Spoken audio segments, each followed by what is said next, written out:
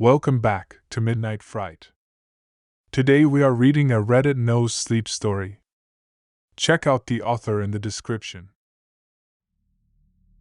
In retrospect, it should have been obvious from the start that there was something going on.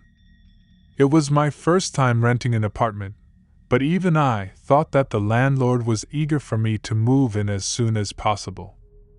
The rent was ridiculously low for the area. The apartment itself was in pristine condition, and the whole process from touring the apartment to moving only took about a week. Nothing like that comes without a catch. Apartment 311 was a pleasant place to live at first. It had 2 bedrooms and 1 bathroom, and since I lived alone, that meant I got to convert 1 bedroom into my own office space. It came with a handful of paintings already, so it didn't even have the off-putting, liminal feeling that some empty apartments have. The only immediate downside I could tell from the start was that there was a slight smell in the living room from time to time. It wasn't anything too noticeable, but you would occasionally get a faint whiff of some sort of musty odor. I was living in apartment 311 for a couple weeks before I noticed anything was wrong. It started out with simple stuff, like various knickknacks being placed on the wrong shelves, snacks and small objects going missing, things like that. Once or twice I found the fridge left open. These things would only happen when I was asleep, and it made me feel like I was going crazy. There was no way anyone could be breaking into my apartment just to steal some useless crap and move around some collectibles. The door was locked whenever I went to bed, and even if someone hypothetically had the key, I always made sure to bolt the door as well. I considered getting some security cameras set up, but I balked at the price when I looked into that possibility. Though the apartment was admittedly cheap, between rent and utilities I still couldn't afford to set up an entire security system. I tried to put it out of my mind, assuming that maybe I was just sleepwalking, or getting up for a midnight snack and forgetting by the next morning. I'd never been an easy sleeper. I was often prone to night terrors and other disturbances, which had only gotten worse now that I was in an unfamiliar environment. Of all the sleep problems I've experienced, by far the least pleasant is sleep paralysis. It used to happen fairly rarely, maybe once every 2 to 3 months. But after moving into the apartment it became an almost weekly occurrence. Now, usually my sleep paralysis is fairly mild. I find myself unable to move, eyes open, and I find it difficult to breathe. Sometimes I feel like there is a presence in the room with me, but before I moved I had never experienced any form of hallucinations, visual or otherwise. I had never seen a ghost, monster, hag, or any other sort of entity while I was paralyzed. It was only ever a sense of dread and total paralysis of the body. That changed about the same time I noticed the missing food and misplaced objects. As usual, it felt like I had woken up, but couldn't move a single muscle. It was hard to breathe, and I had this awful feeling like I wasn't alone. I tried to calm myself down, to remind myself that I had been through this before, and it always wound up okay, but something felt different. It was then that I noticed the door to my bedroom slowly opening, inch by inch. I could hear the creak of the hinges as it swung inward. Someone or something was coming into my room. He peeked his head around first, dull eyes reflecting the faint glow of moonlight from my bedroom window. He was bald, with pale flaky skin. I wanted to scream when I saw his expression, but I was still a prisoner of my own body. The man had a forced, rictus grin on his face, chipped yellow teeth clenched tightly together, grinding against one another. I watched in horror as the rest of the man's body slowly passed into the room, tiptoeing as if he were creeping up behind someone in a cartoon. The man was utterly emaciated, almost skeletal in appearance, and covered in sores and pockmarks. He was stark naked and smeared in dirt and filth. I could do nothing but watch as he slowly inched ever closer towards me, until I could feel his hot breath upon my face. It smelled like the musty odor I sometimes detected in the living room. Not once did I see his expression change. He didn't even blink as he stared at me, and I could feel hatred radiating off of him like heat from a furnace. He just stood there, looking at me for what felt like hours. Eventually he turned around and slowly sneaked back out of the room, gently shutting the door behind him. A few minutes later I started to be able to move again, the paralysis wearing off as my body started to wake up properly. I had to call in sick to my job that day. The experience was such a shock to me that there was no way in hell I'd be able to get any work done. I spent a good hour just checking every room to make sure I was entirely alone. I searched in the closet, underneath the sinks, in my office, anywhere I thought someone could be hiding. When I found nothing, I managed to convince myself it was all a hallucination, that I was safe. Things continued about the same for a while after that. Objects still went missing from time to time, the smell in the living room stayed just as musty as it ever was, and about every week or so I'd have another sleep paralysis incident. Of course, now every time I did experience sleep paralysis, I would have to see my unwanted visitor again. I named him Jimmy, to try and reduce the terror a little bit.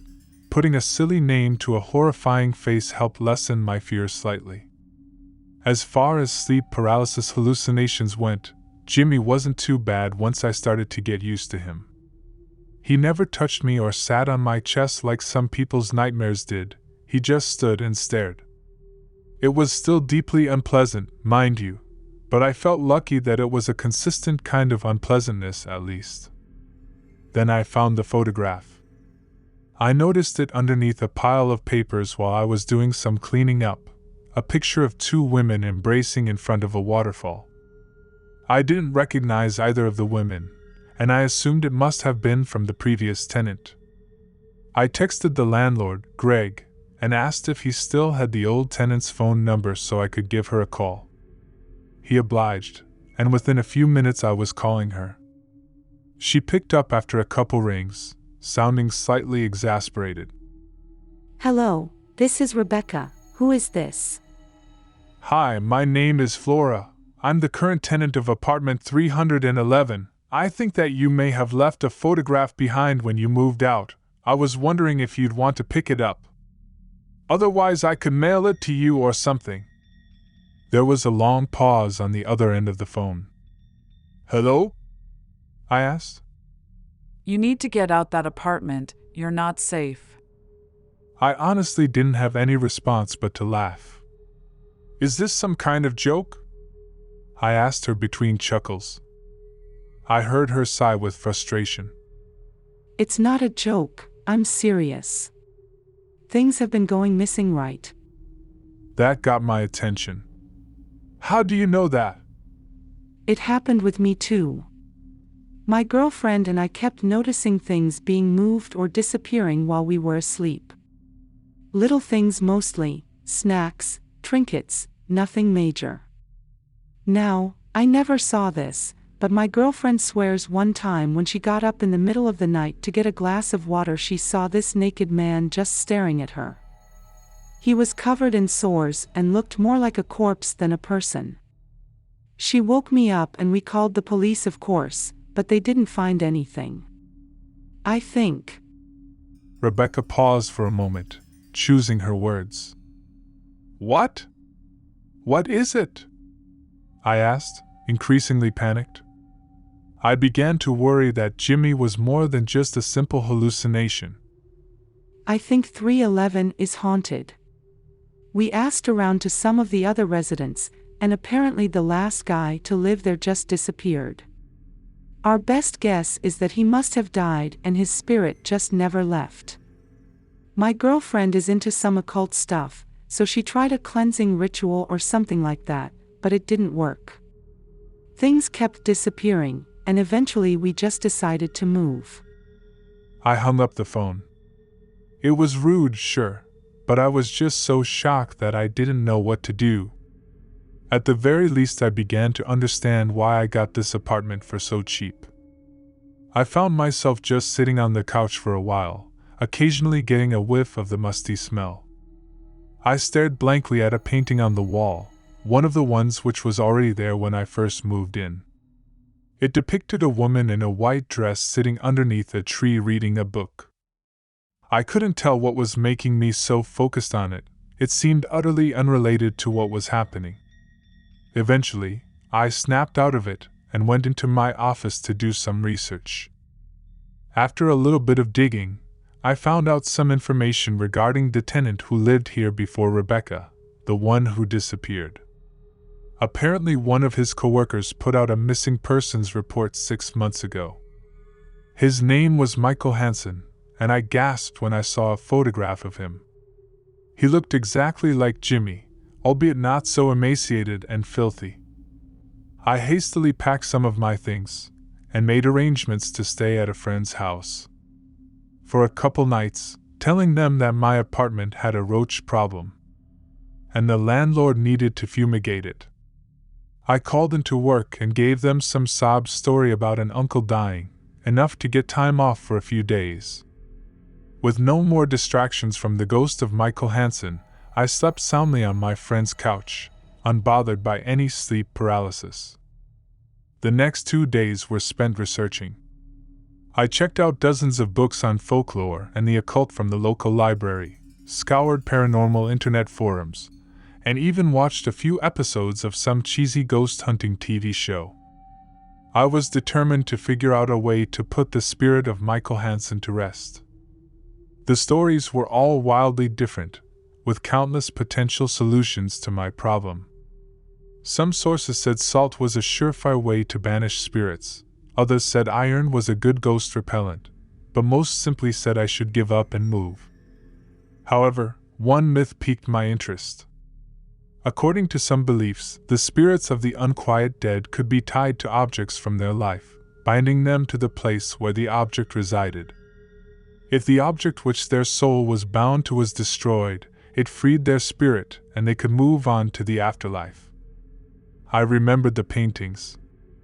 I had assumed that they were put there by the landlord, but it was just as possible that they were left behind by Michael. I arrived back to the apartment, determined to grab the paintings and burn them, laying Michael Hansen's soul to rest once and for all. I felt like some sort of hero, a badass monster hunter who saved the day with their intuition and a little bit of book smarts. One by one I pulled the paintings off the walls, putting them in a cardboard box. I made a mental note to buy some lighter fluid on the way to the empty lot, where I planned to burn them. I approached the final painting, the one which showed a woman in a white dress beneath a tree. I pulled it off the wall and recoiled as the musty smell increased in intensity. Staring in confusion, I saw a small rectangular hole where the painting used to be, about 4 feet off the ground and 2 feet by 2 feet in length and width. I shuddered in fear, remembering that Michael's body was never found. Perhaps he was murdered, his corpse hidden in the walls by some unknown assailant. I nervously flicked on my flashlight, peered within the hole, and screamed. I ran out of apartment 311 as fast as I could before calling the police, sobbing with terror. I had been prepared to find a body, maybe cut up into little pieces and wrapped in duct tape. I was ready for death and decay and rot. There is something fascinating about ghosts, something somehow romantic about the notion that part of someone could live on even after death. There was nothing romantic about seeing the clenched-toothed grimace of Michael Hansen, glaring at me with hate as he stood in the small section of hollow wall, which he had been living in for the past 6 months. Thanks for tuning in. Consider subscribing to help support our channel.